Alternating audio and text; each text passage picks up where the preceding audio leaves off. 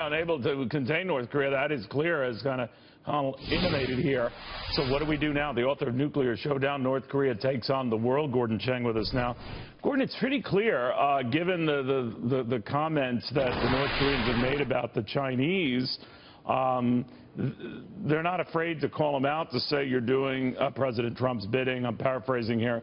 But if China can't control them, presumably in their neck of the woods, if Russia isn't doing anything, and this missile, I think, was closer to Russia than it was to Japan, who is? What is? Well, China can solve this. China does have the means.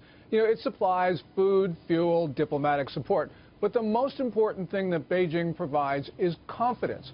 Confidence to senior regime elements that they're safe from South Korea, that they're safe from the United States, that they're safe from the world.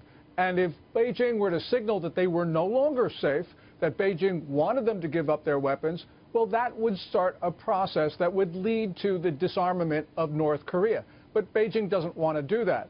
Beijing does apply pressure. Clearly, we've seen that since February. But it doesn't apply pressure sufficient to change the calculus. Well, what kind of pressure, Gordon, is China applying here? Because I don't see it, and maybe it's because this is probably one of the most sanctioned, if not the most sanctioned countries on the planet, yet they continue, as is the case of the dictator's father and his father before that, to keep sort of, throwing this in the face of the world. Well, what the Chinese have been doing is cutting down economic relations with the North Koreans. So on February 18th, they announced that because of UN sanctions, they were no longer going to buy coal from North Korea during the rest of this year. But they actually bought coal from North Korea in February after the announcement, and they bought it in March and April. So they're playing a little bit of a duplicitous game. So there is a little bit of pressure, but it's pressure designed not to change the opinions of people in Pyongyang. The United States, though, has a lot of leverage, and we have not actually exercised it. We've got sanctions on North Korea, but they're not that severe. And we're not applying sanctions on China for Chinese complicity in selling North Korea ballistic missile technology, fissile material, all sorts of things that China shouldn't be supplying to the North Koreans. Gordon, you follow this so well, better than anyone I know, but I tend to try to draw market reactions to each one of these missile tests. And 90% of the time, maybe more, markets worldwide, certainly in the region after we get wind of this, tank. And then sometimes they stabilize, not all the time. Now the markets abroad, in Europe, in the United States, seem to blithely just, go their own way. And in this case, maybe buoyed by higher oil prices in our case and the view that things are going to be just hunky-dory. Are they whistling past the graveyard, or we're just getting overly used to this? Well, I think we are desensitized to this, and markets do become, used to things like North Korean threats because there's so many of them, and of course they are so dire sounding. But after a while, I think the markets have got to understand that this could go seriously wrong.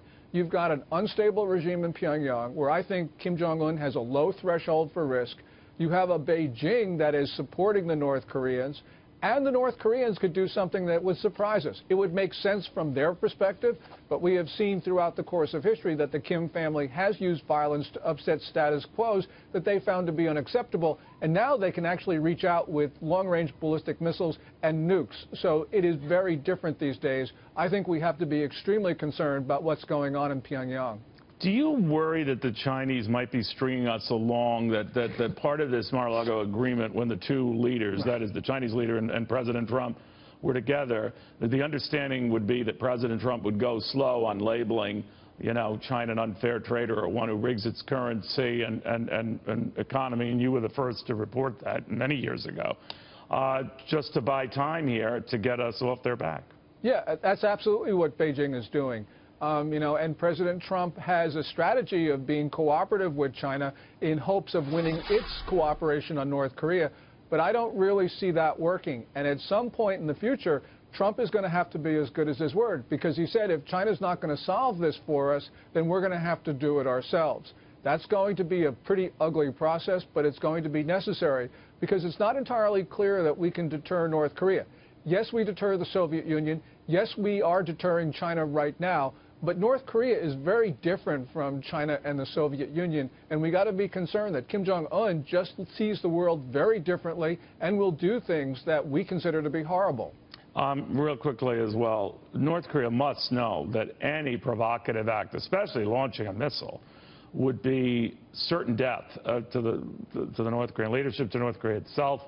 Yet why, trifle with that?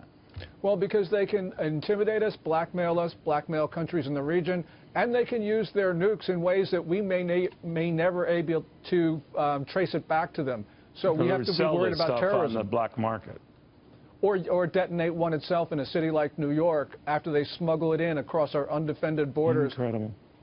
All right, Gordon, I would say thank you, but that's very interesting. I'll leave it at that. Gordon Chang, thank you very much ahead of all of this.